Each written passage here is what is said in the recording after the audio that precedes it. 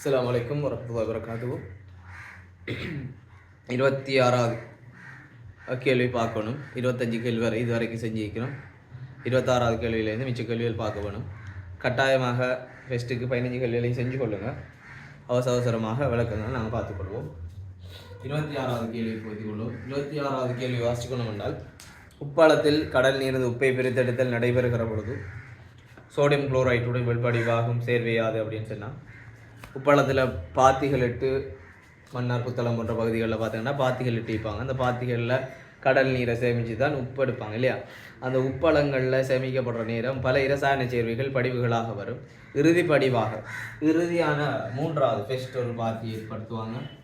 இந்த பாத்தியில் இருந்து கரைசலை இந்த பாத்திக்கு மாற்றுவாங்க. குறிப்பிட்ட காலம் வச்சுட்டு இருப்பாங்க. இந்த கரைசல்லேருந்து இந்த பாத்தியிலேருந்து 3வது பாத்தி, இது 1வது பாத்தி, இது 2வது பாத்தி, 3வது பாத்தி. 3வது பாத்தியில் இருந்த அந்த திண்மங்கள் எடுத்து சொலிட் ஃபார்மில் திண்மம் வரும், உப்படி சொல்கிறோம். அதை எடுத்து ஒரு குவியலாக குமிச்சு வைப்பாங்க. ஏன் குமிச்சு வைக்கிறாங்கன்றால், இங்கே இருக்கக்கூடிய சேர்வைகளில் எங்களுக்கு தேவையான நாங்கள் பயன்படுத்துகிற சோடியம் குளோரைட் என்ற சேர்வையும் இருக்கும், சோடியம் குளோரைட் என்ற சேர்வையும் இருக்கும். அதே போல் இதில் மக்னீசியம் குளோரைட் என்ற சேர்வையும் வெளிப்படைஞ்சிருக்கும். ரெண்டும் சேர்ந்து வெளிப்படைஞ்சிருக்கும். இப்போ எங்களுக்கு தேவை சோடியம் குளோரைட் என்ற உப்பு, மக்னீசியம் குளோரைட் எங்களுக்கு தேவையில்லை. இவரை வெளியாக்கணுன்றதால இதை குறிப்பிட்ட ஒரு 6 மாதம் அப்படி குமிச்சு வச்சுருப்பாங்க. அந்த டைமில் மக்னீசியம் குளோரைட் நீர் மூலக்கூறுகளோடு கரைஞ்சி பெய்திருவார். மக்னீசியம் குளோரைட் போனதுக்கு பின்னால் அவர் நீர் மூலக்கூறுகளோட கரைஞ்சி கீழே பெய்திருவார்.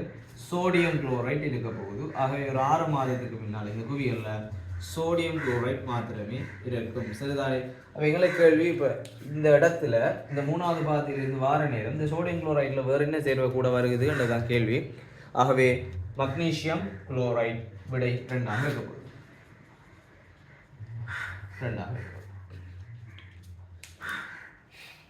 அடுத்தது 27வது கேள்வி.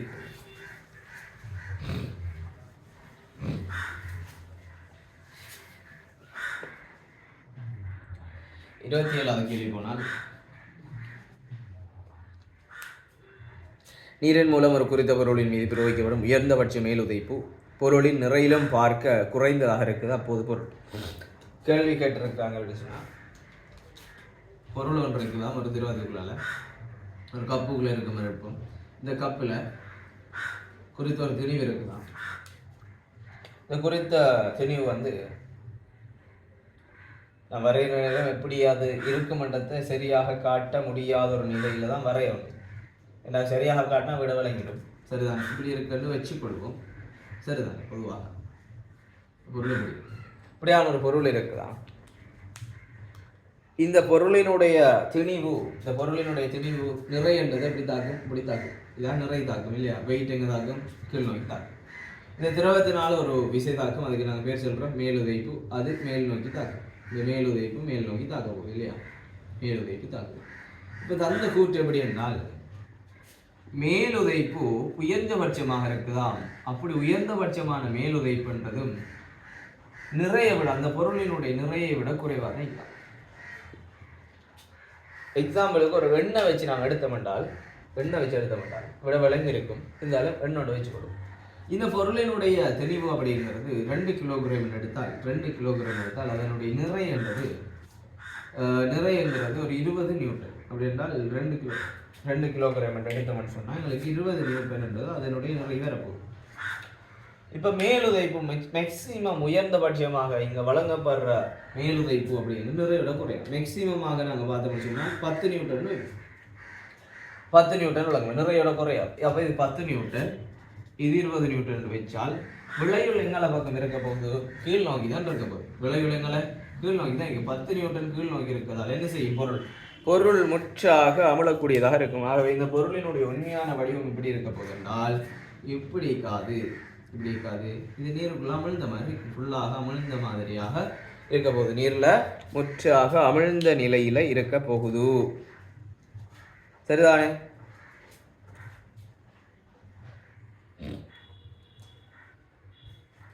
சரிதான். அப்ப விட 4வதாக இருக்கு.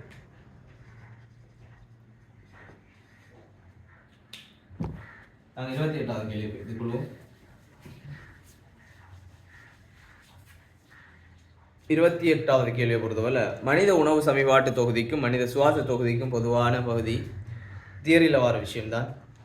மனித உணவு சமீபாட்டு தொகுதியினுடைய முக்கியமான பகுதிகளை சொல்லுங்க பார்க்கின்றால் ஃபஸ்ட் எங்கள்கிட்ட இதில் வாயில் ஆரம்பிச்சு வாய், தொண்டை, தொண்டைக்கு பின்னால் களம், களத்துக்கு பின்னால் இரைப்பை, இரைப்பையை தொடர்ச்சியாக சிறுகுடல், பெருங்குடல், குதம் வரை முடிவடை போகுது. சரிதானே? அதே போல் சுவாச தொகுதியை செல்ல போனால் எங்களோட மூக்குத்துவாரம், மூக்குத்துவாரத்திலிருந்து போய் தொண்டை, தொண்டையிலிருந்து வாதநாளி, வாதநாளியிலிருந்து எங்களோட நுரையீரல்கள், நுரையீரலுக்குள்ள நுரையீரல் என்றால் சுவாசப்பை சிறுகுழாய்கள், சுவாசப்பை சிறுகுழாய்கள் அது சுவாசப்பை சிற்றறைகள், இப்படியாக போக போகுது இல்லையா? அப்படி என்றால் இந்த மனித உணவு செயல்பாட்டு தொகுதிக்கும் மனித சுவாச தொகுதிக்கும் பொதுவான ஒரு பகுதி எது வருகிறது? கிளியராக விளங்குறது தான். கிளியராக எங்களோட தொண்டை, எங்களோட தொண்டை தான் எங்களோட சுவாச தொகுதிக்கும் உணவு சமீபாட்டு தொகுதிக்கும் பொதுவான ஒரு பாதை. அதுக்கு தான் செல்வாங்க பாருங்கள், சாப்பிட்ற நேரம் கதைக்க வேணும். கதைச்சால் எங்களோட சத்தம் வரணுமென்றால் எங்களோட வெளிச்சுவாசம் என்ன செய்யணும்? வரணும். வெளிச்சுவாசம் வந்தால் தான் சத்தம் எங்களோட அவுட் ஆகும். அவ்வாறாக சத்தம் வெளியே வரணும், வெளிச்சுவாசம் வரணும் என்றால் அந்த டைமில் நாங்கள் சாப்பிட்ற நேரம் எங்களோட மூச்சுக்குழல் வாய் மூடி திறக்கும். மூச்சுக்குழல் வாய் மூடி திறந்தால் சுவாசப்பாதை திறந்துருக்கு தானே. சுவாசப்பாதை திறந்து அந்த மூச்சுக்குழல் வாய் மூடி துவாரத்தினூடாக சாப்பாடு என்ன செய்யும்? என்னோட வாத நாளிக்குள்ளே போகிற நேரம் நுரையீரலுக்குள்ளால சாப்பாடு வைத்திரும். அதனால் மூச்சு திணறல் ஏற்படுறதுக்கு வாய்ப்பு இருக்குது, உயிரிழக்க கூட வாய்ப்பு இருக்குது. ஆகவே தான் என்ன செய்கிறாங்க? சாப்பிட்ற நேரம் கதைக்க வேணாம்னு சொல்கிறதுக்குரிய காரணம் இதுதான். மூச்சுக்குழல் வாய் மூடி நாங்கள் சாப்பிட்ற நேரம் மூடி இருக்கும். நாங்கள் பேசணும் என்றால் வெளிச்சுவாசம் அதனூடாக வெளியாக வேணும். வெளிச்சுவாசம் வழியாகினா அது திறக்கும். எனவே சாப்பிட்றதுக்குள்ளால போகிற நேரம் நிறைய பிரச்சனைகள் வாரத்துக்கு வாய்ப்பு இருக்குது. கவனமாக இருக்கணும். ஆகவே விடையை தண்டு பார்த்தோம்னு சொன்னால் எங்களுக்கு தெரியும் தொண்டை. ஆகவே விடை 3ஆக இருக்க போகுது. 28வது கேள்விக்கு விடை 3. விடை 3.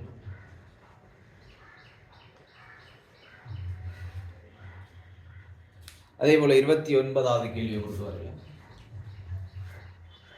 29வது கேள்வி, உருவில் 0.4 மீட்டர் ஆரையில் ஒரு சில்லை சுழலச் செய்வதற்கு ஒரு விசை இணை பிரயோகிக்கப்படும் விதம் காட்டப்பட்டுள்ளது. விசை இணையினுடைய திருப்பம் கேட்டிருக்கிறாங்க. விசை இணை ஒரு சில்லு தந்திருக்குது. இப்படியாக ஒரு சில்லு. இந்த செல்லினுடைய மொத்த நீளம் தந்திருக்கிறாங்க 0.6 வந்து 0.4 மீட்டரா, 0.4 மீட்டர் ஒரு ஆறு. விசை தந்திருக்கிறாங்க 5 நியூட்டன்.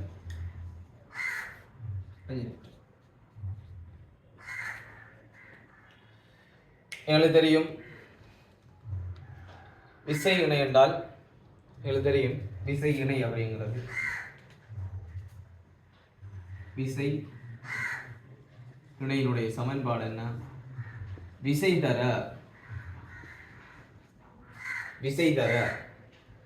விசையினுடைய தாக்க கோடுகளுக்கு இடையிலான செங்குத்து தூரம். விசை தர விசையின் தாக்க கோடுகளுக்கு இடையிலான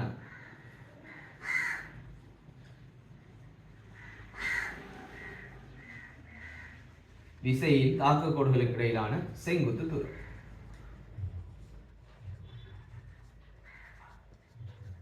இதுதான் சமன்பாடு இல்லையா?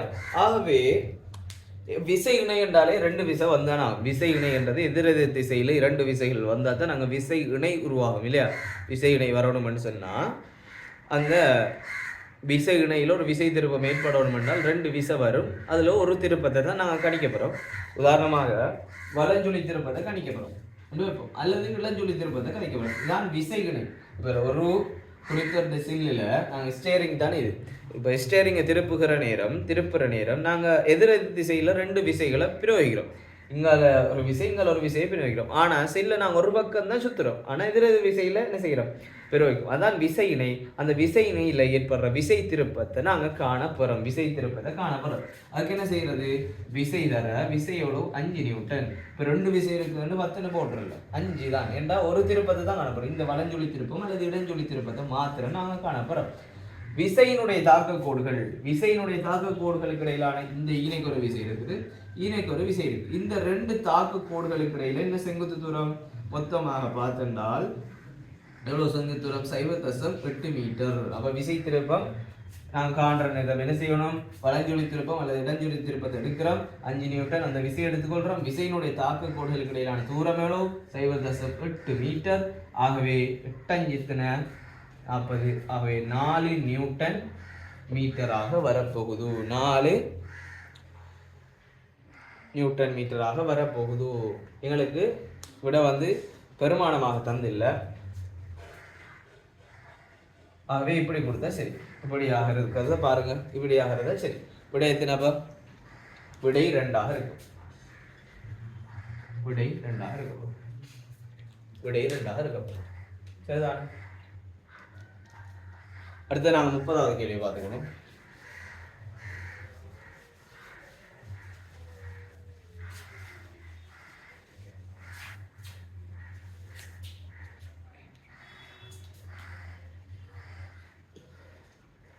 முப்பதாவது கேள்வி. ஆக்சிஜன் வாயுவினுடைய 96 கிராமும் நைட்ரஜன் வாயுவினுடைய 56 கிராமும் அடங்கும் ஒரு கலவையில் ஆக்சிஜனினுடைய மூல் பின்னம் யாது என்ற ஒரு கேள்வி இல்லையா? இப்போ அழகாக கவனிச்சு கொள்ளலாம். ஒரு கொள்கலன் இருக்குதா, இப்படியாக ஒரு பெட்டியான ஒரு கொள்கலன். இந்த கொள்கலனுக்குள்ளால ஆக்சிஜன் வாயு இருக்குது, அதே போல நைட்ரஜன் வாயு ரெண்டுமே இருக்குது. ஆக்சிஜன் வாயுவும் இருக்குது, நைட்ரஜன் வாயுவும் இருக்குது. சரிதானே? இது பெரிய கேள்வி அல்லது பெரிய ஒரு விஷயம் என்று எடுத்துக்கொள்ள தேவையில்லை. சாதாரணமாக மூல அளவறிதல் பாடத்திலே இது சம்பந்தமாக தெளிவாக நான் படிச்சுக்கிறோம். இது ஒரு கொள்கலன் 2 மூல் இருக்குது, அவ்வளவுதான், வேறு ஒன்றும் இல்லைங்க. சரிதானே? இது தந்திருக்கிறாங்க. ஆக்சிஜன் வாயு 96 கிராம். ஆக்சிஜன் வாயு அதுக்குள்ள இருக்கிறதுல 96 கிராம் இருக்குதான். நைட்ரஜன் வாயு அப்படின்னு பார்த்தோம்னா 86 கிராம் இருக்குதான். சரிதானே? இப்போ எங்களுக்கு இங்கே எத்தனை மூல் பின்னம் தான் கேட்டிருக்கிறாங்க. ஆகவே நாங்கள் மூளை கணிக்கணும். ஆகவே நைதரசன் மூளை ஃபர்ஸ்ட் ஆக்சிஜன் மூளை கணிப்போம். மூல் ஆக்சிஜன் எடுத்தோம் என்றால் ஆக்சிஜன் மூளை கணிக்கிறதுக்கு சமன்பாடு என்ன? மூளை கணிக்கிறதுக்கு சமன்பாடு திணிவின்கள் மூலர் திணிவு, திணிவின்கள் மூலர் திணிவு. இதுதான் சமன்பாடு. திணிவின்கள் மூலர் திணிவு. ஆகவே ஆக்சிஜன் திணிவு என்ன? 96 கிராம். ஆக்சிஜன் திணிவு 96 கிராம். இதனுடைய மூலர் திணிவு என்ன? மூலர் திணிவு தந்திருக்குது, எங்களுக்கு சாரான திணிவு தந்திருக்குது. அதை மூலர் திணிவாக நாங்கள் மாற்றிக்கொண்டா சரி. சாரான திணிவுக்கு கிராம் மூல் மைனஸை போட்டோம்னா மூலர் திணிவாக மாறுறது. ஆக்சிஜன் 16. ஆகவே 2 ஆக்சிஜன் வாயுன்னா 2 ஆக்சிஜன் இருக்குது. ஆகவே 32ஆக நாங்கள் மாற்றுவோம். 16 2ஆல் பெருக்கினால் எங்களுக்கு என்ன செய்யுது? 32 கிடைக்குது. சரிதானே? 16 2ஆல் பெருக்கினாலும் எங்களுக்கு என்ன செய்யுது? 32 கிடைக்குது. ஆகவே 32 மூலர் திணிவாக மாற்றினால் கிராம் மூல் மைனஸை போட்டோம்னால் மூலர் திணிவாக மாறப்போகுது. ஆகவே 32 கிராம் மூல் மைனஸ் 1. ஆகவே கிராமும் கேன்சல் ஆக 32 96ஆல் பிரிக்க வேணும். 96 32ஆல் பிரிக்க வேணும். சரிதானே? 96 32ஆல் பிரிச்ச வேண்டால் எத்தனை வர? 3 முறை வரப்போகுது. 32 96ஆல் பிரிச்சால் 3. ஆகவே 3 மூல் என்று சொல்லி வரப்போகுது. ஆகவே அதே போல நைட்ரஜன் மூல காரணம்னு சொன்னால் மூல் நைதரசன் எடுத்தோம்னால் மூல் நைதரசன் 56 கிராம். ஆகவே மூலர் திணிவு எவ்வளோன்னு சொல்லி பார்த்தோம்னால் ஒரு நைதரசனுக்கு 14, ஒரு நைதரசனுக்கு 14ன்னா 2 நைதரசன். ஆகவே 28 சாரான திணிவு. ஆகவே மூலர் திணிவை மாற்றினோம்னால் 28 கிராம் மூல் மைனஸ் 1ஆக இருக்க போகுது. ஆகவே 28 கிராம் மூல் மைனஸ் 1. சரிதானே? இதை பிரிச்சோம்னால் எத்தனை வரப்போகுது? எங்களுக்கு தெரியும், கிராம் கேன்சல் ஆகுது. 56 28ஆல் பிரித்தால் 2 மூலண்டு எங்களுக்கு கிடைக்குது. 2 மூலண்டு கிடைக்குது. ஆகவே விகிதத்தை பார்த்தோம்னால் ஆக்சிஜன் நைட்ரஜன் விகிதத்தை பொறுத்தவரையில் ஆக்சிஜன் 3 மூல், நைதரசன் 2 மூல். சரிதானே? இப்போ கேள்வி என்னென்னு பார்த்துக்கொள்வோம். ஆக்சிஜனினுடைய மூல் பின்னம், ஒரு கலவையில் ஆக்சிஜன் மூல் பின்னம் யாது கேட்டிருக்கு. நைதரசன் வாயு அதே போல் 2 இருக்குது. அதில் அடங்கும் ஒரு கலவையில் அடங்கும் ஆக்சிஜன் மூல் பின்னம் யாது அப்படின்னு கேள்வி. அப்போ மொத்தமாக எத்தனை மூல் என்று பார்த்து அதில் ஆக்சிஜன் மூலை கொடுத்தா சரிதானே? மொத்த மூல் எவ்வளோ? 3 ஆக்சிஜன், நைதரசன் 2. ஆகவே மொத்த மூல் எண்ணிக்கை நாளைக்கு சொல்கிறோம்.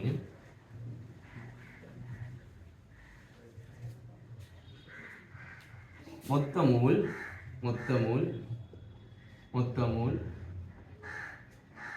ஆக்சிஜன் 3 மூல், நைதரசன் 2 மூல், ரெண்டையும் சேர்த்தால் மொத்தமாக 5 மூல். ஆக்சிஜன் மூல் எத்தனை 3, ஆக்சிஜன் மூல் 3, நைதரசன் மூல் 2. ஆகவே மொத்த மூல்ல ஆக்சிஜன் எவ்வளவு 5 மூல்ல ஆக்சிஜன் 3 மூல். ஆகவே ஆக்சிஜன் மூல் பின்னம் இது ஆக்சிஜன் மூல் பின்னம், இது ஆக்சிஜன் மூல் பின்னம் 5ல் 3. நைதரசன் மூல் பின்னம் மொத்தமாக 5 மூல்ல எவ்வளவு இருக்குது 2 மூல். சரிதானே? மொத்த மூல் கொள்கலனில் இருக்கிற மொத்த மூல்ல கட்டிருக்குது, கொள்கலனில் இருக்கக்கூடிய மொத்த மூல்ல எவ்வளவு கட்டிருக்குது, அவ்வளவுதான். மொத்தமாக எத்தனை மூல் வேறு வேறையா மூல காண்றோம், ஒரே மாதிரி போட்டு காண்றப்படும். இது ரெண்டையும் கூட்டி போட்டு ஏதாவது ஒன்றில் பிரிக்கலுமா? அப்படி செய்ய இயலாது. தனித்தனியாக மூலை கண்டு மொத்தமாக கூட்டினால் எத்தனை மொத்த மூல் என்று வருகிறது. அந்த மொத்த மூல் ஆக்சிஜன் எவ்வளவு, நைட்ரஜன் எவ்வளவுன்றதை நாங்கள் என்ன செய்யலாம், கணிக்கக்கூடியதாக இருக்கும். அப்போ எங்களுக்கு கேட்டது ஆக்சிஜன் மூல். ஆகவே விடை எத்தனை வரப்போகுது, விடை 3ஆவதாக இருக்க போகுது. விடை 3.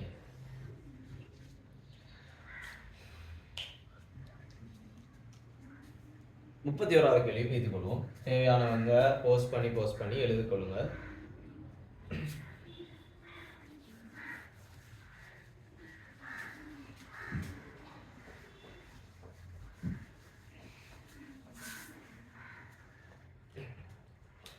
முப்பத்தி கேள்வி அறை வெப்பநிலையில் நாகுலோகமும் ஹைட்ரோகுளோரிக் அமிலமும் தாக்கம் புரியும் 4 சந்தர்ப்பங்கள் கீழே தரப்பட்டுள்ளன. பின்வரும் எந்த சந்தர்ப்பத்தில் ஐதரசன் வாயு கூடுதலான விதத்தில் விதிக்கப்படும்? நாகத்தூளும் செறிந்த ஹைட்ரோகுளோரிக் அமிலமும். தாக்கத்தை ஃபெஸ்ட் நான் எழுதி கொள்கிறேன். இங்கே வளமையாக ஒரு பார்க்க தாக்கம் தான் இது. நாகத்தினுடைய சொல்லி அல்ல சும்மா நாகம் எழுதுறேன். நாகம் இதுக்கு நாகம்னு சொல்லுவோம். Z நாகம் பிளஸ் ஹைட்ரோகுளோரிக் அமிலம் என்றால் HCl ஹைட்ரோகுளோரிக் அமிலம். சரி, இது ரெண்டும் தாக்கம் அடைந்தால் Zn குளோரைட் நாக குளோரைட் உருவாகும். Zn குளோரைட்டும் ஐதரசன் வாயுவும் உருவாகும். சரிதானே? ஐதரசன் வாயுவும் உருவாகும். சரிதானே? நாக குளோரைட்டும் ஐதரசன் வாயுவும் உருவாகும். இணையர் 2 போட்டீங்க அப்படின்னு கேட்டால் அதெல்லாம் சமன்பாடை சமப்படுத்துகிற முறைகள், அது சம்மந்தமாக நீங்கள் இப்போ யோசிக்க தேவையில்லை பெருசாக. சரிதானே? இப்போ இந்த சமன்பாடை உங்களுக்கு தெரிஞ்சிருக்கும், வளமையாக நீங்கள் எழுதி பார்த்துருப்பீங்க. நாகமும் ஹைட்ரோகுளோரிக் அமிலமும் தாக்கினால் நாக குளோரைட்டும் ஐதரசன் வாயும் வரும். இப்போ இந்த கேள்வி இந்த ஐதரசன் வாயு வருகிறது தானே. இப்போ எதில் ஐதரசன் வாயு கூடுதலாக விடுவிக்கப்படும் என்றதான் கேள்வி. ஃபெஸ்ட்டு தந்திருக்கிறாங்க நாகத்துண்டுகளும் ஐதான ஹைட்ரோகுளோரிக் அமிலம். ஐதானது அப்படின்னு சொல்ல என்னென்றால் உதாரணமாக ஒரு 10% HCl, இந்த 10% இந்த HCl-ம் 10% HCl. சரிதானே? 90% நீர், 90% நீர் சேர்த்தால் ஐதானது என்று சொல்லலாம்.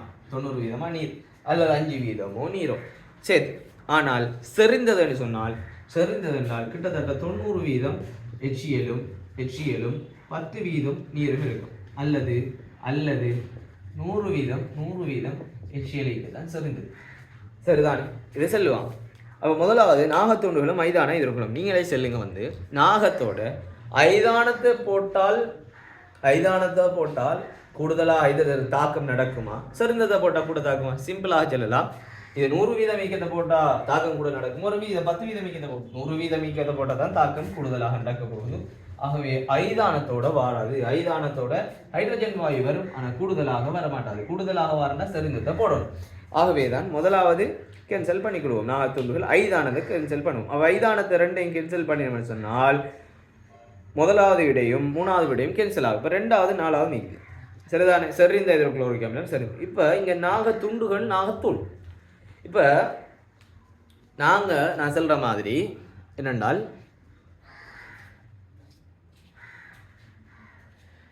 சீனிய அல்லது உப்பை நீங்கள் உப்பு கரைக்கிற நேரம் தூள் உப்பு ஸ்பீடாக கரையுதா, அல்லது தண்ணிக்குள்ளே போட்டோன்னே தூள் உப்பு ஸ்பீடாக கரையுதா, அல்லது கல் உப்பை போட்டோன்னே ஸ்பீடாக கரையுதா? டெஃபினட்டாக பார்த்துப்பீங்க தூள் உப்பு ஸ்பீடாக கரைஞ்சிடும். இதற்கு காரணம் என்னென்றால் அதனுடைய மேற்பரப்பு அதிகமாக இருக்குது. ஆகவேதான் சிம்பிள் தூளை விட, துண்டுகளை விட, திண்மத்தை விட தூளாக இருக்கிறது. நாங்கள் மேற்பரப்பு அதிகரிச்சிருக்கிறோம். ஆகவே இலகுவாக என்ன செய்யும் என்று சொன்னால் தாக்கம் புரியும், கரையும்.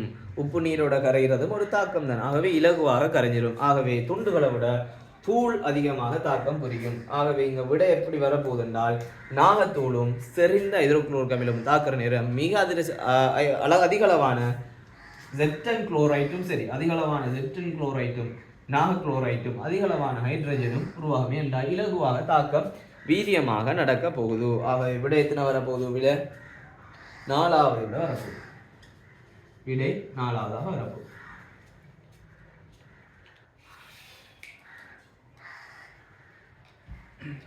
அதை நாங்கள் 32வது கேள்விக்கு கொள்வோம்.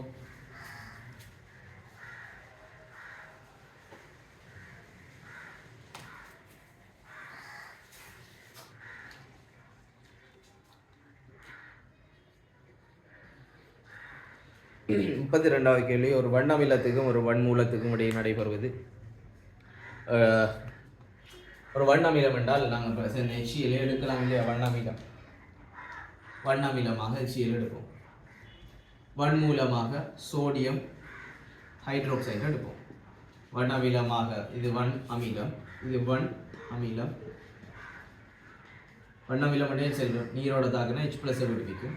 இது வன்மூலம், நீரோட தாக்குற நேரம் OH- விடுவிக்கும். வன்மூலம் இது ரெண்டையும் தாக்கின எங்களுக்கு கிடைக்க போகிறது என்னது? ஒரு நடுநிலையான சேர்வை இல்லையா? சோடியம் குளோரைட் என்ற நடுநிலையான சேர்வையும் ப்ளஸ் நீர் என்ற ஒரு நடுநிலையான சேர்வையும் எங்களுக்கு கிடைக்க போகுது. நீர் என்ற ஒரு நடுநிலையான சேர்வையும் கிடைக்க போகுது.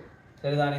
இது ஒரு நடுநிலை தாக்கம். வண்ணமிலமும் வன்மூலமும் தாக்குற நேரம், வண்ணமிலமும் வன்மூலமும் தாக்குற நேரம் என்னென்றால் இது ஒரு நடுநிலை தாக்கம். இங்கே என்ன நடக்கும்னு சொன்னால் அழகாக விளங்கிக்கொள்ளுங்க. இப்படி ஒரு குறிப்பிட்ட ஒரு நடுநிலை தாக்க நடக்கிற நேரம், ஒரு வண்ணமிலத்துக்கும் வன்காரத்துக்கும் இடையில நடுநிலை தாக்க நடக்கிற நேரம் குறித்த ஒரு வெப்பம் என்ன செய்யும்? குறித்த ஒரு வெப்பம் இது ரெண்டும் தாக்குற நேரம் குறித்த ஒரு வெப்பம் என்ன செய்யும் என்றால் வெளியாகும். குறித்த ஒரு வெப்பம் என்ன செய்யும் என்றால் அதற்கு வெளியாகும். வெளியாகித்தான் இந்த நடுநிலையான ஒரு உப்பையும் நீரையும் இது நடுநிலையான உப்பு நாங்கள் பாவிக்கிற உப்பையும் நீரையும் உருவாக்குற நேரம் குறிப்பிட்ட ஒரு வெப்பம் வெளியாகக்கூடியதாக இருக்கும். அது குறிப்பிட்ட ஒரு பெருமானம் செல்வாங்க, அது அவங்களுக்கு தேவையில்லை. அப்போ குறிப்பிட்ட ஒரு வெப்பம் வெளியாகும். சரிதானே? இப்போ வெப்பம் வெளியாகினால் இது என்ன வகையான தாக்கம்னு சொல்லுவோம்? வெப்பம் வெளியானால் அது புற வெப்ப தாக்கம்னு சொல்லுவோம். வெப்பம் உள்ளுக்கு எடுக்கிறதாக வெப்ப தாக்கம், வெப்பம் வெளியாகிற தாக்கம் புற வெப்ப தாக்கம் அப்படின்னு சொல்லுவோம். ஆகவே இது ஒரு நடுநிலையான தாக்கம் இல்லையா? நீர் உருவாகுது, அதே போல ஒரு உப்பு உருவாகுது. ஆகவே நாங்கள் சிம்பிளாக முடிவெடுப்போம், இது நடுநிலையான தாக்கம். நடுநிலையில் எப்படியான நடுநிலை? புற வெப்பம், அதாவது வெப்பத்தை வெளிவிட்டு நடுநிலையாக தாக்கும். வெப்பத்தை இந்த வண்ணமிலமும் வன்மூலமும் சேர்ந்து தாக்குற நேரம் ஒரு வெப்பத்தை வெளியாக்கின நிலையில் என்ன செய்யறாங்க? நடுநிலை அடைகிறாங்க. ஆகவே நடுநிலையான புற வெப்ப தாக்கம் விடயத்தின வரப்போகுது. விட முதலாவது வரப்போகுது.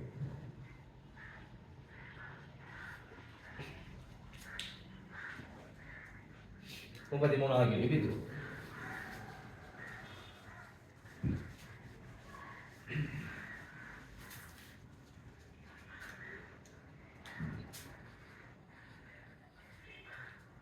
33வது கேள்வி, ஒருவேளை உள்ளவாறு மின்னோட்ட மையை கொண்டு செல்லும் ஒரு கடத்தி காந்த புலத்துக்கு செங்குத்தாக வைக்கப்பட்டிருக்கிறது.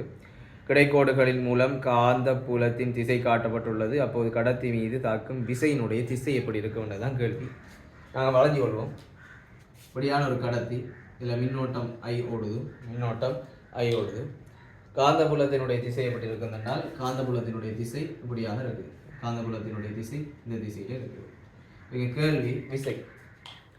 எங்களுக்கு இந்த டைமில் பிளம்பிங் ஞாபகத்துக்கு வரணும் கட்டாயம். இப்படியாக ஒரு கடத்தி, ஒரு காந்த புலத்துக்கு ஒரு கடத்தியை வைக்கிற நேரம் குறித்த ஒரு காந்த விசை அதில் செயல்படும். ஒரு குறிப்பிட்ட ஒரு காந்த புலத்தில் ஒரு கடத்தியை நாங்கள் கொண்டு மின்னோடக்கூடிய ஒரு கடத்தியை கொண்டு வைக்கிற நேரம் அதில் காந்த விசை தொழிற்படும். அந்த காந்த விசையை எந்த திசையில் அந்த காந்த விசை செயற்பாடுக்குது அப்படின்றத காண்றதுக்கு நாங்கள் ஃபிளமிங்கினுடைய இடக்கை விதியை பயன்படுத்துவோம். ஃபிளமிங்கினுடைய இடக்கை விதி என்ன இப்படி வரணும், சரியா? ஒன்றுக்கு ஒன்று செங்குத்தாக 3 விரல்கள் வரணும். இந்த 3 விரலில் இந்த விரல் மின்னோட்டத்தை குறிக்கக்கூடிய விரலாகவும் இந்த விரல் காந்தப்புலத்தை குறிக்கக்கூடிய விரலாகும். இந்த விரல் காந்த விசையை குறிக்கக்கூடியதாகும். இப்போ நாங்கள் வச்சு பார்த்தோம்னு சொன்னால், இப்போ மின்னோட்டம் மேல் நோக்கி ஓடுது, மின்னோட்டம் மேல் நோக்கி ஓடுது, காந்த புலம் என்ன செய்யுது, இந்த விரலினுடைய திசையிலே இருக்குது. மின்னோட்டம் மேல் நோக்கி ஓடுது, காந்த புலம் இந்த விரலினுடைய திசை. ஆகவே இந்த விசை, காந்த விசையினுடைய திசை உள்நோக்கி இருக்குது. காந்த விசையினுடைய திசை எப்படி இருக்குது? ஸ்கூரை நாங்கள் உள்ளுக்கு போட்ட நேரம் எப்படியான தோட்டம் கிடைக்கும்? இப்படியான தோட்டம் கிடைக்குமா இல்லையா? உள்ளுக்கும் ஸ்கூரை போட்ட நேரம் உள்ளுக்கு போகும். அதே போலதான் எங்களுக்கு தோட்டம் கிடைச்சிருக்கு. உள்ளுக்குத்தான் காந்த விசை செயற்படுகிறது. உள்நோக்கி, இப்போ வைட் போர்ட் இருக்குன்னா வைட் போர்டுக்கு உள்நோக்கி போகுது. ஆகவே இது என்னது? காந்த புலம். இது இந்த மின்னோட்டம் ஐயன் போட்டிருக்கோம் இல்லையா, கரண்ட் ஓட்டுறது மின்னோட்டம். அவை காந்த விசை உள்நோக்கி செலுத்தப்படுகிறது. இவ்வளவுதான் விளக்கம். அதில் உள்ளுக்கு நாங்கள் விடையை பார்த்தோம்னு சொன்னால், தாளின் தளத்தின் வழியே இல்லை, தாளின் தளத்துக்கே போகாது, தளத்துக்கு செங்குத்தாக, தளத்துக்கு உள்ளேயாகும். செங்குத்தாக அழகாக போகுது இல்லையா, அதை வரைஞ்சி காட்ட இல்லாது செங்குத்தாக உள்நோக்கி ஒரு ஸ்கூரை நாங்கள் போட்டுருந்தேன். இப்படியாக இருக்க போகுது. இப்படியாக மாக்கர் வச்சுட்டோம், உள்ளுக்கு இப்படி மாக்கர் போகிற மாதிரியாக அதனுடைய விசை இருக்க போகுது. மாக்கர் உள்ளுக்கு போகிற மாதிரி அதனுடைய விசை இருக்க போகுது. சரிதானே? ஆகவே விடை எத்தனை வரப்போகுது? விடை வந்து பார்த்துட்டால் 3வது தான் இருக்கு.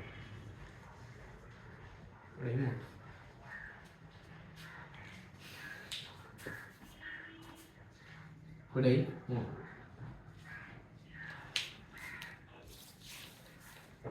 அடுத்த கேள்வி 34வது கேள்வி பேத்துக்கொள்ளும். 34வது கேள்வி. 34வது கேள்வி. சாதாரண வளிமண்டல அமுக்கத்திலேயே வெப்பநிலை -10 பாகை செல்சியஸில் இருக்கும் ஒரு தூய பனிக்கட்டி குற்றி திரவ நீராக மாறும் வரையிலும், சாதாரண அமுக்கத்தில் இருக்குதான், அமுக்கம் சம்பந்தமாக பிரச்சனை இல்லை. வெப்பநிலை -10 பாகை செல்சியஸில் இருக்கும் ஒரு தூய பனிக்கட்டி குற்றி திரவ நீராக மாறும் வரையிலும், பின்னர் அந்நீர் கொதிக்க தொடங்கி சிறிது நேரம் கழியும் வரையிலும் ஒரு சீரான விதத்தில் வெப்பமாக்கப்பட்டது. சீரான விதத்தில் வெப்பமாக்கப்பட்டது. பகுதியின் வெப்பநிலை நேரத்துடன் மாறுதலை சரியாக காட்டக்கூடிய வரைப்பு அழகாக தந்திருக்கிறாங்க. ஃபர்ஸ்ட்டுக்கு என்ன செய்யணும் என்றால், 10 பாகை -10 பாகை செல்சியஸில் இருக்க, -10 பாகை செல்சியஸில் அவர் திண்ம பனிக்கட்டியாக இருக்கிறார், ஐஸ் கியூபாக. அவர் முதலாவது என்ன செய்யணும், குறித்தொரு திரவமாக மாறணும். இந்த ஐஸ் கியூப் ஐஸ் வாட்டராக மாறணும். இந்த ஐஸ் கியூப் என்ன செய்யணும், ஐஸ் வாட்டராக மாறணும். ஐஸ் வாட்டராக இப்படி கலந்து ஐஸ் வாட்டராக, இது ஒரு ஐஸ் வாட்டராக மாறணும். சரிதானே? ஐஸ் வாட்டராக மாறணும் என்றால் இது குறித்தொரு வெப்பம் கிடைக்கும். அந்த வெப்பம் ஒரு 10 பாகை செல்சியஸாக இருந்தால் இவர் 0 பாகை செல்சியஸாக மாறும். ஏன்னு சொன்னால் -10 பாகை செல்சியஸில் நீர் திரவமாக மாறாது. நீரினுடைய திரவம் இப்போ நீரினுடைய மும்மை புள்ளி இப்போ திரவமாகவும் இருக்கலாம், திண்மமாகவும் இருக்கலாம். ஒரு ஆவி நிலையில் போகக்கூடிய வெப்பநிலை 0 பாகை செல்சியஸ் தான். ஆகவே ஒரு பனிக்கட்டி திரவமாக மாறண்டா குறைஞ்சது 0 பாகை செல்சியஸ் இருக்கணும். குறைஞ்சது 0 பாகை செல்சியஸுக்கு வந்தால் தான் ஒரு திண்மம் திரவமாக, நீர் திரவமாக மாறுறது குறைஞ்சது 0 பாகை செல்சியஸுக்கு இருக்கணும். ஆகவே இவர் -10 பாகை செல்சியஸ்லேருந்து 0 பாகை செல்சியஸ்க்கு வர நேரம் ஐஸ் வாட்டராக, அதாவது குளிர் நீராக மாறி இருப்பார். குளிர் நீர்லேருந்து கொதிநீருக்கு மாத்திரம் என்ன செய்யணும், கொதிநீருக்கு மாத்திரம்டா குளிர் நீர்லேருந்து கொதிநீருக்கு மாத்திரம்டா 0 பாகை செல்சியஸில் இருந்து அவர் 100 பாகை செல்சியஸுக்கு அதிகரிக்க வேண்டும். சரிதானே? வரைவு பார்த்தோம்னு சொன்னால், வரைவில் தந்திருக்கிறாங்க இப்படியான வரைவு. இதில் வெப்பநிலை y அச்சில் வெப்பநிலை, x அச்சில் நேரம், குறித்த நேரத்துடன் எல்லாம் நடக்க போகுது. அப்போ ஃபர்ஸ்ட்டுக்கு -10 பாகை செல்சியஸில் இருக்கிறார் இவர். ஐஸ் கியூப் குறிப்பிட்ட -10 பாகை செல்சியஸில் இருக்குது.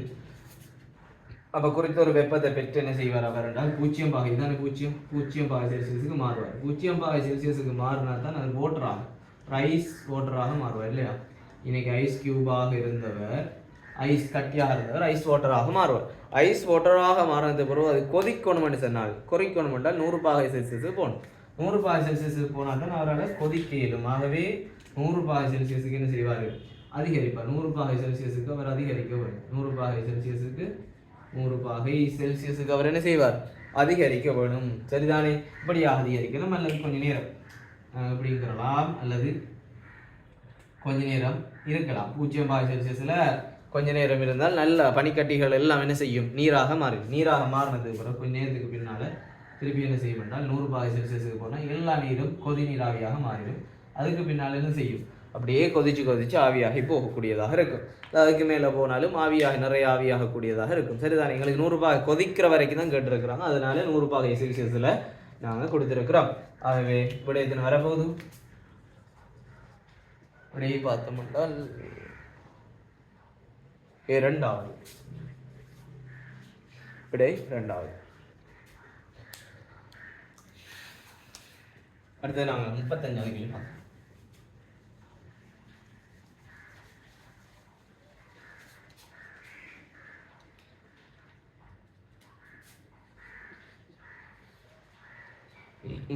கேள்வி, இயற்கை ரப்பர் தொடர்பாக முன்வைகள் பின்வரும் கூற்றுக்களை கருதுக.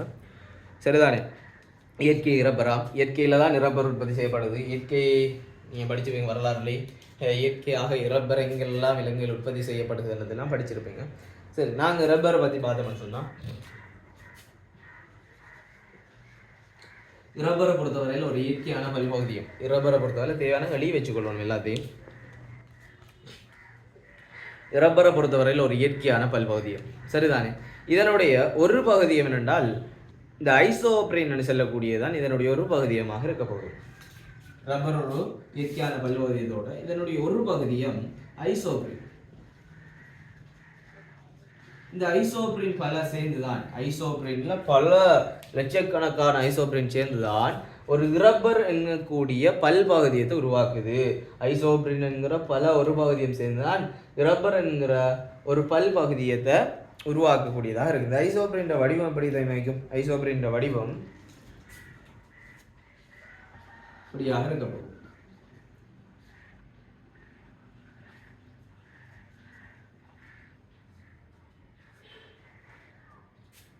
டபுள் ஒன் சி H இப்படியாக ஐசோப்ரீனுடைய வடிவம் இருக்க போகுது. ஐசோப்ரீனுடைய வடிவம் இப்படியாக தான் இருக்க போகுது. ஐசோப்ரீனுடைய வடிவத்தை பொறுத்தவரை இப்படி இருக்கும். சரிதானே, ஐசோப்ரீனுடைய வடிவம் இப்படியாக இருக்க போகுது. சரிதானே, இதான் ஒரு ஐசோப்ரீனுடைய வடிவம். ரப்பரை பொறுத்தவரையில் ஒரு நேர்கோட்டு பல்பகுதியம். உங்களுக்கு தெரியும், ரப்பர் நேர்கோட்டு பல்பகுதியமாக இருக்கிறதால அது என்ன செய்யும்? கடுமையான மீள்தன்மையுடையதாக இருக்கும். எங்களை வளைச்சாலும் வளையும். ஏனென்றால் இடையில சப்போர்ட் கொடுத்து நாங்கள் என்ன செய்யும்? கொண்டு வாங்கல வாழை மரம் இப்படி நிற்க வாழை மரம் வளைஞ்சிட்டு போன செய்யும், முட்டு கொடுக்கும். அதே போல் அதுக்கு எந்த முட்டும் இல்லை என்ன செய்யும்? வளைஞ்சு இருக்கும். என்ன செய்வோம் என்றால் அதை நாங்கள் வல்கனைஸ் படுத்துவோம். கந்தகம் என்ன சொல்லக்கூடிய சல்ஃபர் இருக்கு இல்லையா, கந்தகத்தை வச்சு அதை நாங்கள் இப்படியாக இருக்கும். அதனுடைய பல்பகுதி, ரப்பரினுடைய பல்பகுதி இப்படி இருக்கும், இப்படியான பல்பகுதி. இந்த பல்பகுதியத்தை நாங்கள் என்ன செய்வோம்? வல்கனைஸ் படுத்துறேன்னு சொன்னால் வல்கனைஸ் ரெண்டுக்கும் இடையில முட்டு கொடுத்து அதை வல்கனைஸ் படுத்தி ஒரு நீள்தாவு இயல்புக்கு அதை நாங்கள் என்ன செய்கிறோம்? கொண்டு வாரோம். சரிதானே, அந்த குறுக்கு பிணைப்புகளை உருவாக்கி அவரை வல்கனைஸ் படுத்துகிறோம். சரிதானே, இதான் ரப்பர். அப்போ ரப்பர் ஆரம்பத்தில் எப்படி இருக்குது? நேர்கோட்டு பல்பகுதியமாக இருக்குது. அதை நாங்கள் வல்கனைஸ் படுத்தி தான் குறுக்கு பிணைப்புகளை எல்லாம் எட் பண்ணுறோம்ன்றதை ஞாபகம் வச்சுக்கொள்ளணும். அப்போ நாங்கள் இப்போ கேள்வியில் போனால் இந்த பாயிண்ட்களை வச்சுக்கி செஞ்சு கொள்ளையிலும். முதலாவது கூற்று, அது ஒரு நேர்கோட்டு பல்பகுதியம். நேர்கோட்டு பல்பகுதியம். இயற்கைய நிலையில் இருக்கிற நேரம் ரப்பர் ஒரு நேர்கோட்டு பல்பகுதியம். ரெண்டாவது ஒரு பகுதியம் ஐசோப்ரீன். சரியான கூற்று. மூணாவது சங்கிலிகளுக்கு இடையில் குறுக்கு பிணைப்புகள் இருக்கிறது. இல்லை, ரப்பரில் இயற்கை ரப்பரில் இல்லை, முன்னுக்கு தந்துருக்குறாங்க. இயற்கை ரப்பரில் வல்கனைசுப்படுத்தப்பட்ட ரப்பரில் தான் இந்த குறுக்கு பிணைப்புகள் இருக்குமே தவிர இயற்கை ரப்பரில் என்ன செய்யாது? குறுக்கு பிணைப்புகள் இருக்காது. ஆகவே A, B ரெண்டு கூற்றும் சரி. விடை 2ஆக இருக்கும்.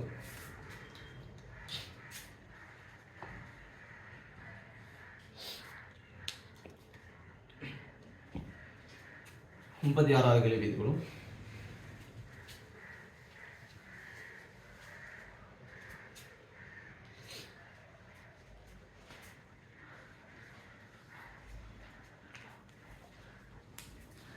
இரண்டு வலுவளவு உள்ள உலோகம் எம்முடன் இரும்பை தொடுகையில் வைக்கும் போது இரும்பு அரிக்கப்படுவது கட்டுப்படுத்தப்படலாம். இங்கு உலோகம் எம்முட்படும் அதை தாக்கம் யாது? இப்போ சிம்பிளாக விளங்கிக் கொள்ளணும். இரும்பு சரிதானே, இரும்பு அரிக்கப்படுறதுனால என்ன? இப்போ இரும்பு உலோகம் சொல்லிட்டாக இருக்கும். இந்த இரும்பு அரிக்கப்படுறதுனா இரும்பு அயனாக்கம் அடைகிறது. இரும்பு ஒரு அயனாக மாறுற நேரம் எப்படி மாறும்? Fe2+ ஆக மாறும். Fe2+ ஆக மாறினால் எக்வஸாக கரைசல், இரும்பு கரைசலாக மாறும். சரிதானே, இரும்பு கரைசலாக மாறும். இது சமன்பாடு இரும்பு கரைசலாக மாறுது.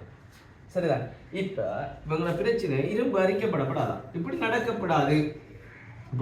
நடக்கப்படாது அப்படின்னு சொன்னா இன்னொரு உலோகம் என்ன செய்யணும், இன்னொரு உலோகம் இப்படியாக இணக்கம் அடைஞ்சால் அந்த தாக்கத்துக்குள்ள இருக்கக்கூடிய இந்த இரும்பு என்ன செய்யும், இந்த இரும்பு Fe2+ இருக்கிற இரும்பு Fe2+ என்ற இரும்பு என்ன செய்யும், Fe சொலிட்டாக இருக்க மிச்ச மீதியாக அப்படி மறந்து போய் கரைஞ்ச அந்த இரும்பு கூட திருப்பி என்ன செய்யும், இரும்பு வீழ்படிவாக சேர்ந்தால் அவங்களுக்கு அந்த பிரச்சனை வராது. அப்படி என்றால் ஒரு அனோட்டுதா, அதாவது ஒட்சியேற்றம் வேறொரு மூலகம் நடக்கணும். அப்படி வேறொரு ஒட்சியேற்றம் நடக்கணுமாக இருந்தால் இப்போ எம் என்ற மூலகம் அப்படி ஒட்சியேற்றம் நடக்குதா, அப்போ எம் என்ன செய்யுதுன்னு சொன்னால் M2+ ஆக இங்கே ஒட்சியேற்றம் நடக்குது. M2+ ஆக ஒட்சியேற்றம் நடக்குது. அதனால M2+ ஆக ஒரு ஒட்சியேற்றம் நடக்கிறதால இரும்பு என்ன செய்யுது, Fe2+ இருந்து Fe சொலிட்டாக படியுது. அப்போ என்ன செய்யும், இரும்பு இங்க கரைய மாட்டாது, இரும்பு இங்க படியும். இரும்பு படிகிறதால இரும்புக்கு ஒரு ஆபத்தும் இல்லை. அதே நேரம் எம் என்ன செய்யறாரு, ஒட்சியேற்றம் அடைகிறாரு. எம் சொலிட் ஒட்சியேற்றம் அடையும். சொலிட் திண்ம நிலையிலிருந்து இக்கோஸ் நிலைக்கு போறாரு. சரிதானே, விளைவுகள். ஆக விட எப்படி வரப்போகுது, அரைத்தாக்கம் முதலாவதாக இருக்கக்கூடியது. அது அரைத்தாக்கம் முதலாவது இருக்கக்கூடிய அரைத்தாக்கம் விடை ஒன்றாக இருக்க போகுது.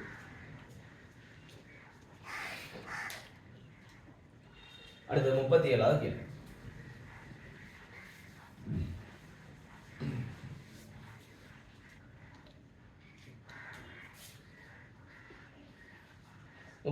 கேள்வியை பொறுத்தவரையில் ஒரு பொருளினுடைய மீது ஒரு 4 நியூட்டன் விசையும் ஒரு 3 நியூட்டன் விசையும் ஒரே வேளையில் தாக்குகின்றன. ஒரே வேளையில் தாக்குதான் ஒரு பொருள் இருக்குதாம், அதில் 4 நியூட்டன் விசை தாக்குதான். அதே போல் 3 நியூட்டன் தாக்குது, 3 நியூட்டன் இப்படியும் தாக்கலாம், அல்லது இப்படி தாக்கியிருக்கலாம். ஏதோ ஒரு முறையில் தாக்குது, ஏதோ ஒரு திசையில் தாக்குது. இங்கு பிறத்தக்க விளைவுகளின் பெருமை பற்றி தரப்பட்டுள்ள பின்வரும் கூற்றுக்களை கருதுக. முதலாவது கூற்றி, பிறத்தக்க விளைவு உயர்ந்தபட்ச பெருமானம் 7 நியூட்டனாக இருக்கலாம். முதலாவது கூற்று கணிக்கும் 7 நியூட்டனாக இருக்கலாமா, ஏ கூற்று 7 நியூட்டனாக இருக்கலாமா. இப்போ 2 விசையும் ஒரே திசையில் தாக்கினால் 4 நியூட்டன் 3 நியூட்டன் 2 ஒரே திசையில் இப்படி தாக்காமல் தாக்கினால் மொத்த விளைவுகள் எவ்வளவு, மொத்த விளைவு 3 நியூட்டன் 4 நியூட்டன் 2 சேர்ந்துமே ஒரே திசையில் தாக்கினால் மொத்தமாக 7 நியூட்டன் 4 திசையில் விளைவுகள் இருக்கும். ஆகவே கூட்டிச்சு. பியை பொறுத்தவரையில், பி கூட்டை பொறுத்தவரையில் பிறத்தக்க விளைவிலும் குறைந்தபட்ச பெருமானம் 1 நியூட்டன் ஆகும். அப்படி என்றால் 3 நியூட்டன் 4 நியூட்டன் இங்கால திசையிலும் 3 நியூட்டன் இங்கால திசையிலும் தாக்கியிருந்தால் விளைவுகள் எப்படி 4 நியூட்டன் இங்கால 3 நியூட்டன். ஆகவே விளைவுகள் எப்படி இருந்திருக்கும், 1 நியூட்டன் இங்கால திசையில் இருந்திருக்கும். மாறினால் இங்கால 4 இங்கால 3 என்றால் விளைவுகள் எப்படி இருந்திருக்கும், 1 நியூட்டன் இங்கால திசையில் இருந்திருக்கலாம். சரிதானே, சி கூட்ட பார்ப்போம். அவரெல்லாம் தானே குறைந்தபட்சமாக. பிறத்தக்க விளைவுகளும் பாருங்கள் எப்போதும் 5 நியூட்டன் இல்லை. 5 நியூட்டன் இருக்கலாம், ஆனால் 5 நியூட்டன் எப்போதும் இருக்கிறதுக்கு சான்ஸ் இல்லை. சரிதானே. இப்போ விளைவுள்ள வீச்சு எப்படி இருக்கலாம் என்றால், இங்கே தந்திருக்கக்கூடிய இந்த 7 நியூட்டனுக்கு மேக்சிமமான விளைவு எவ்வளோ, மேக்சிமம் வரலாம் 7 நியூட்டன், மினிமமாக எவ்வளோ வரலாம் 1 நியூட்டன். இந்த 7க்கும் 1க்கும் இடையில விளைவில் வரலாம். சரிதான், இதனுடைய விளைவில் 7க்கும் 1க்கும் இடையில 7ஐயும் தாண்டி போகாது, 1 குறைஞ்சும் விளைவில் வரமாட்டதான். 5 தான் எப்போதும் இருக்கும் என்ற கூட்டு நம்ம ஒத்துக்கொள்ள இல்லாது, வரலாம் 5ம் வரலாம், எப்போதும் வர முடியாது என்றதை கவனித்துக்கொள்ளணும். ஆகவே ஏ பி கூட்டு சரி, ஏ பி கூட்டு சரி. ஆகவே விடை 4ஆக இருக்கும். சி கூட்டு விளை. 38வது கேள்வி இது. 38வது கேள்வி காந்தத்தோடு சம்பந்தப்பட்டது இல்லையா. மின்காந்தவியல். பொருள் காட்டப்பட்டுள்ளவர் ஒரு வலிமையான சட்டக்காந்தம் அதிக எண்ணிக்கையான சுற்றுக்களை கொண்ட ஒரு காவலிட்ட கம்பி சுருளின் உள்ளே அதிலிருந்து வெளியேயும் இயங்குமாறு செய்யப்படுகிறது. காந்தத்தினுடைய இயக்க சந்தர்ப்பங்கள் பற்றி சரியான கூட்டி தேர்ந்தெடுக்க. இப்படியாக மின்காந்தவியல், அதாவது மின்காந்த தூண்டல் எப்படி நடக்குதுன்றதை நீங்கள் கேள்வி. இப்படியாக ஒரு கம்பி சுருள் தந்திருக்கிறாங்க. இந்த கம்பி சுருளில் ஒரு எல்இடி இணைக்கப்பட்டிருக்குது.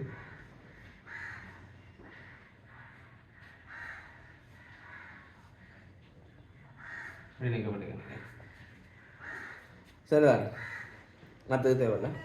இப்போ ஒரு காந்தம் என்ன செய்யுதுன்னு சொன்னால், இந்த காந்தத்தை இது சவுத் இது நார்த் இப்படி உள்ளுக்க போத்துறாங்களா வெளியே எடுக்காங்களா, இந்த நேரம் இந்த லைட்டுக்கு என்ன நடக்கும்ன்றதான் கேள்வி.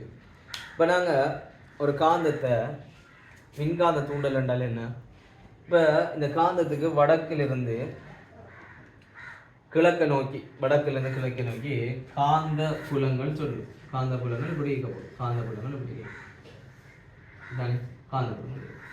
இப்போ நாங்கள் இந்த கம்பிச்சுருளுக்குள்ளால இந்த காந்த புலத்தை கொண்டு போகிற நேரம் இந்த கம்பிச்சுருளுக்கு இந்த காந்த புலம் இல்லை, இந்த கம்பிச்சுருளுக்குள்ள இந்த காந்த புலமும் இல்லை.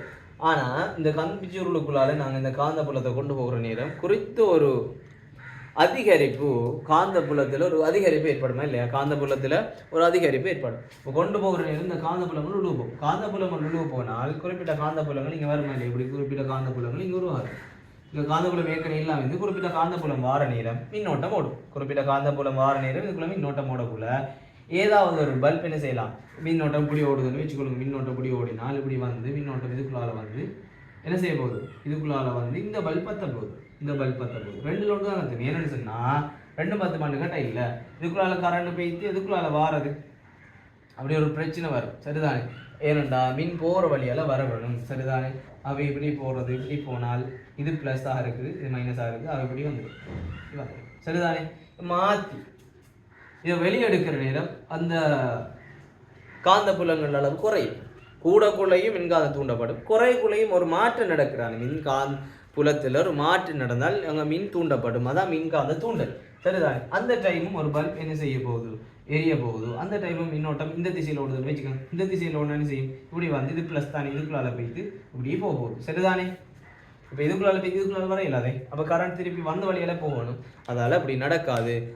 எங்கால திசையில் உள்ளுக்காக்கினாலும் வெளியாக்கினாலும் ஒரு மின் ஓட்டம் பிறப்பிக்கப்படும். அங்கே இதுதான் மின்காந்த தூண்டல். அந்த நேரம் ஒரு பல்ப் எரிய போகுது. ஆகவே விட எப்படி இரு சந்தர்ப்பங்களும் குமிழரும் அதே வேளை ஒரு எல்இடி மாத்திரமே ஒளி.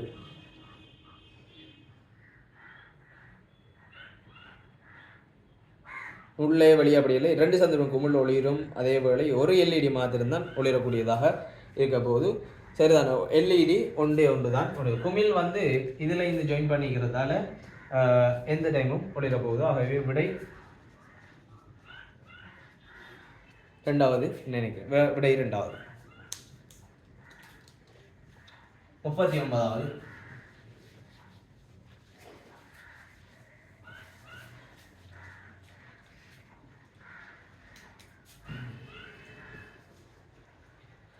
பின்வரும் கூற்றுக்களை கருதுக. ஏ கூற்று, ஒரு உணவுச் சங்கிலி வழியே உயிர் செறிவடைதல் நடைபெறுகிறது. இதில் நேரத்தோடைய அந்த உயிர் சங்கிலிகள் தகவலும் நாங்கள் உற்பத்தியாக்கி முதல் நுகரி, துணை நுகரி, புடை நுகரி சம்பந்தமாகலாம் படிச்சிருக்கிறோம். ஆகவே தான் நாங்கள் பார்த்தோம்னால் உற்பத்தியாக்கியோட ஒரு விஷயத்தை காணிக்கணும். உற்பத்தி ஆக்கியலை விட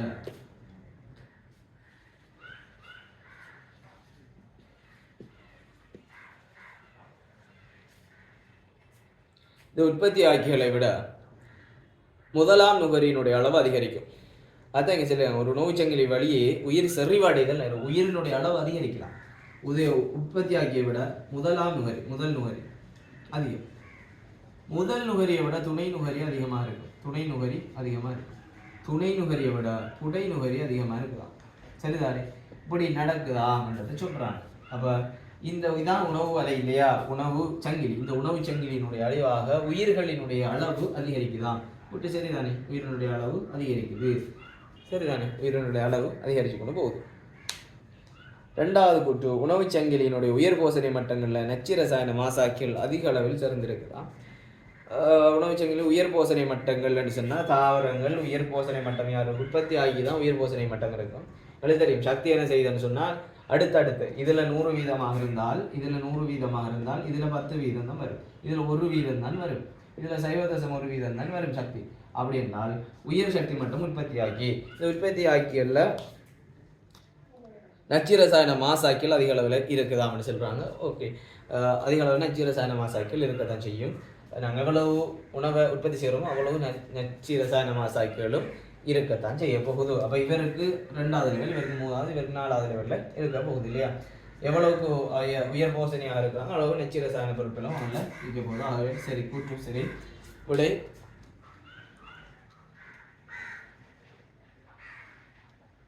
விடை ஒன்றாக இருக்க போகுது.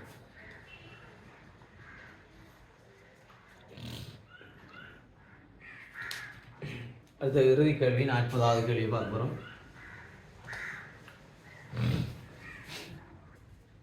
40வது கேள்வி ஒரு குளத்துக்கு அண்மையில் ஒரு பலகையில் காட்சிப்பட்டுப்பட்டிருந்த ஒரு வாக்கியம் உருவில் தரப்பட்டிருக்கிறது. அதில் குறிப்பிட்ட மாற்றத்துக்கு அக்குளத்தில் தொடர்பட்டு நடைபெறும் பின்வரும் எந்த மனித செயற்பாடு கூடிய அளவில் பங்களிப்பு செய்கிறதுன்னு கேட்டிருக்கிறாங்க. குளத்தினுடைய நீரின் நிறத்துக்கு நீங்கள் பச்சை நிறமாக்கியுள்ளீர்கள். குளத்தினுடைய நீரின் நிறத்தை நீங்கள் பச்சைன்னா நீங்கள் பார்த்துருக்கிறீங்களா?